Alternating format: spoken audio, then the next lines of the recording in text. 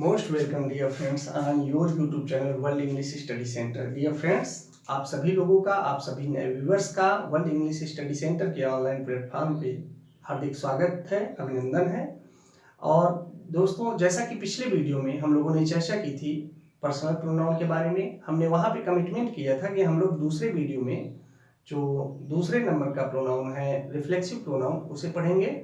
तो आइए, हमारा जो आज का टॉपिक है वो है रिफ्लेक्सिव प्रोनाउन। इसके पहले वीडियो को शुरू किया जाए, आप सभी लोग वीडियो को शुरू से लेकर के अंत तक देखा करिए, क्योंकि एक वीडियो में पार्टिकुलर एक टॉपिक को कवर किया जा रहा है। यदि आप वीडियो को शुरू से लेकर के स्टार्ट से एंड तक देखेंगे तो आप पाएंगे कि पार्टिकुलर टॉपिक आपको अच्छे से तैयार हो गया है। ठीक है।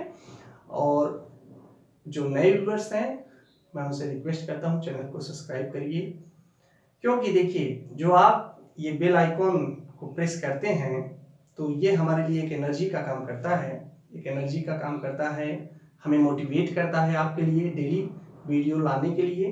ठीक है। तो हमने पहले ही कहा है कि हम बेसिक इंग्लिश बिल्कुल जीरो से सिखाना शुरू किए हैं। जो भी नए व्यूअर्स हैं, पीछे वीडियो जो डाली गई हैं नाउन पे, प्रोनाउन पे या अदर जो टॉपिक हैं, तो आप उनको पहले देखिए, उसके बाद, क्योंकि वीडियो सीक्वेंस में आ रहे हैं तो आपको चीजें अच्छे तरीके से समझ में आएंगी। ठीक है। चलिए, हमें नुकसान नहीं करना है, हमें समय को बचाना है, समय को ध्यान में रखते हुए हमें पढ़ना है, पढ़ाना है। तो आइए, हमारा जो आज का टॉपिक है वो है रिफ्लेक्सिव प्रोनाउन।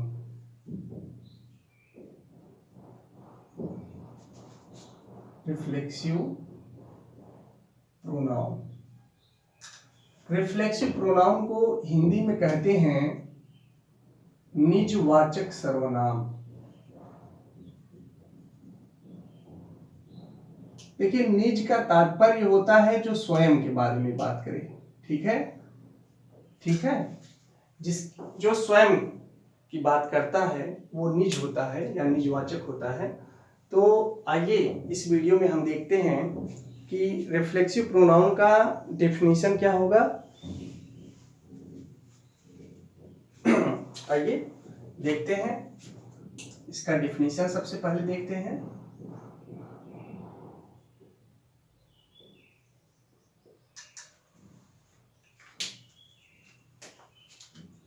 देखिए, रिफ्लेक्सिव प्रोनाउन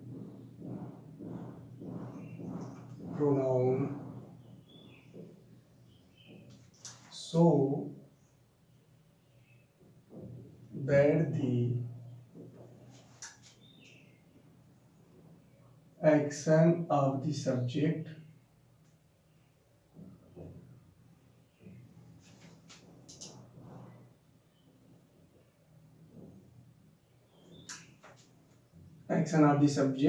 reflects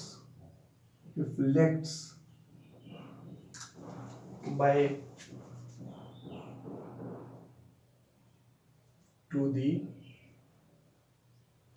subject। ठीक है। Reflexive pronoun so that the action of the subject reflects back to the subject.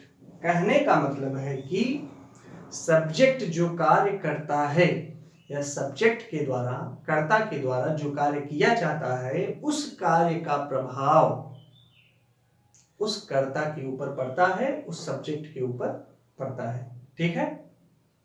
फिर से समझिए कि रिफ्लेक्सिव प्रोनाउन ये बताता है कि जो कार्य कर्ता के द्वारा किया जा रहा है, जो सब्जेक्ट के द्वारा किया जा रहा है कार्य, उस कार्य का प्रभाव लौट करके उसी कर्ता के ऊपर पड़ता है, उसी सब्जेक्ट के ऊपर पड़ता है जो उस कार्य को कर रहा है। समझ रहे हैं कि नहीं?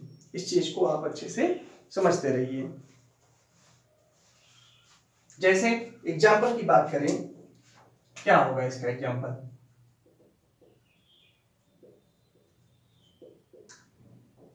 हमने कहा कि अच्छे से समझिएगा इस चीज को कि कर्ता जो कार्य करेगा उसका प्रभाव सेम उसी सब्जेक्ट के ऊपर पड़ेगा, उसी कर्ता के ऊपर पड़ेगा। बस बहुत सिंपल है ये, बस समझने की बात है। बहुत ध्यान से अगर आप समझेंगे, कॉन्सेप्ट इसका क्लियर हो जाएगा आपका कि कर्ता जो कार्य को करता है उस कार्य का प्रभाव लौट करके कर्ता के ऊपर ही पड़ता है। यही जो है रिफ्लेक्सिव प्रोनाउन है, यही जो है आपका निजवाचक सर्वनाम है। ठीक है, रिफ्लेक्सिव मतलब होता है रिफ्लेक्ट, यानी कि फिर से क्या होगा, वापस लौट करके, वापस लौटना या वापस लौट करके उसी के ऊपर ठीक पड़े, यानी कि सब्जेक्ट के ऊपर। ठीक है, जैसे एग्जाम्पल में हम कहें he killed himself with a gun. अब बताइए, देखिए कह रहे हैं कि he killed himself with a gun, उसने एक गन से, एक बंदूक से अपने आप को क्या कर दिया, मार दिया। समझ रहे कि नहीं, उसने क्या किया, अपने आप को बंदूक से मार दिया। तो अच्छा बताइए, इसके द्वारा जो कार्य किया जा रहा है गन की सहायता से, यह वह जो है, ये आपका प्रोनाउन है, ये जो कार्य कर रहा है गन की सहायता से, कौन सा कार्य है, मारने का काम जो हो रहा है इसके द्वारा, वो किसे कर रहा है, हिमसेल्फ। हिमसेल्फ मतलब होता है स्वयं को। ठीक है, तो he killed himself with a gun, वह गन की सहायता से किसे मार रहा है, स्वयं को मार ले रहा है। इस चीज को समझिए। तो हमने क्या कहा कि किसी भी सेंटेंस में यदि सब्जेक्ट जो कार्य कर रहा है उस कार्य का प्रभाव स्वयं, या उस कार्य का जो परिणाम होता है उसका प्रभाव जो है सब्जेक्ट के ऊपर ही पड़ता है। That's is clear. यहां तक कोई दिक्कत हो तो आप कमेंट बॉक्स में कमेंट करिए। ठीक है, यहां तक यदि आपको कोई दिक्कत हो, कोई कंफ्यूजन हो तो आप कमेंट बॉक्स में कमेंट कर सकते हैं।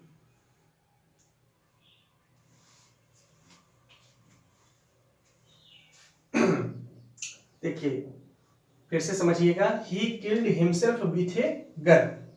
ठीक है, उसने गन से अपने आप को मार दिया। तो यानी जो इसके द्वारा कार्य किया जा रहा है, मारने का जो काम किया जा रहा है गन की सहायता से, वो किसे किया जा रहा है, किसे मार रहा है, अपने आप को ही मार दे रहा है, अपने आप को ही मार दिया इसने। ठीक है, तो कार्य का जो प्रभाव देखने को मिला, जो कार्य का परिणाम निकला, वो क्या निकला कि उसने अपनी बंदूक से अपने आप को ही मार दिया। तो देखिए यही चीज है, हमने कहा कि निजवाचक सर्वनाम वह सर्वनाम है जो स्वयं के बारे में बात करता है, यानी कि जिसमें सब्जेक्ट का जो कार्य सब्जेक्ट करता है उसका प्रभाव सब्जेक्ट के ऊपर ही पड़ता है। बस यही क्लियर है आपका। ठीक है, और एक एग्जाम्पल यदि आप चाहें तो और एक एग्जाम्पल हम ले सकते हैं। जैसे वी ब्लेम ourselves। ठीक है, वी ब्लेम ourselves। ठीक है, यानी कि हमने किसके ऊपर, ब्लेम मतलब क्या होता है, ब्लेम मतलब होता है आरोप।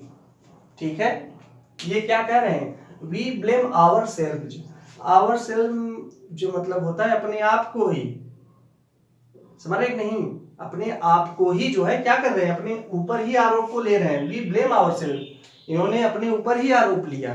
ठीक है, आरोप व्यक्ति किसी दूसरे के ऊपर लगाता है, लेकिन यहाँ पे क्या हो रहा है, यहाँ पे जो है ब्लेम, खुद को ब्लेम दे रहे हैं।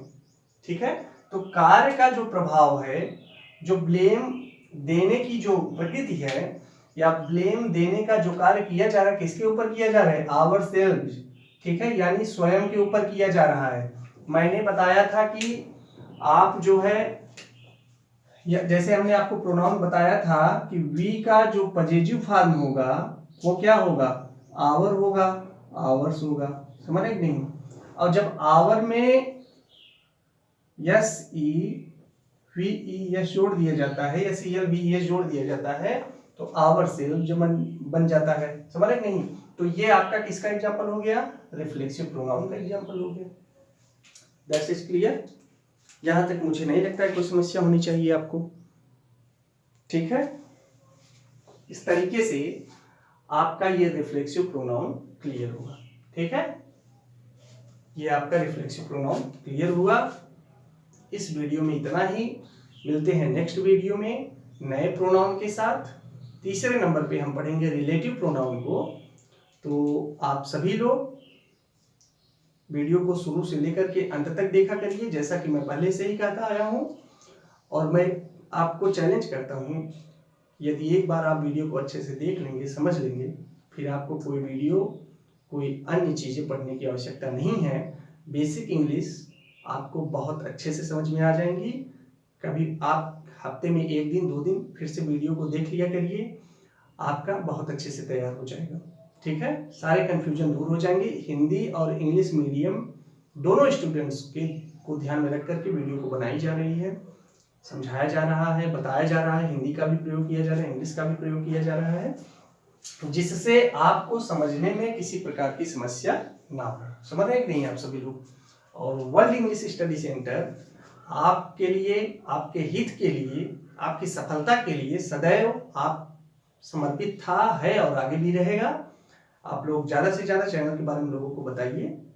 तो मिलते हैं नेक्स्ट वीडियो में एक नए टॉपिक के साथ। तब तक आप सभी लोग अपना पढ़ते रहिए और आगे बढ़ते रहिए। किसी भी सफलता को अर्जित करने के लिए हमें नियमित प्रयास करना होगा, नियमित मेहनत करना होगा। एक दिन की पढ़ाई से, रात भर की पढ़ाई से आप कभी भी सक्सेस को अचीव नहीं कर सकते हैं। ये मैंने पहले ही बताया है और मैं ये हमेशा बताता हूँ। तो इसलिए आप सभी लोग पढ़ाई करिए। पढ़ाई करने के अलावा इस समय ना तो आपको कोई काम भी है, ना भी आपको कोई काम करना भी चाहिए। ठीक है, तो चलिए मिलते हैं नेक्स्ट वीडियो में। So very thank you to all of you.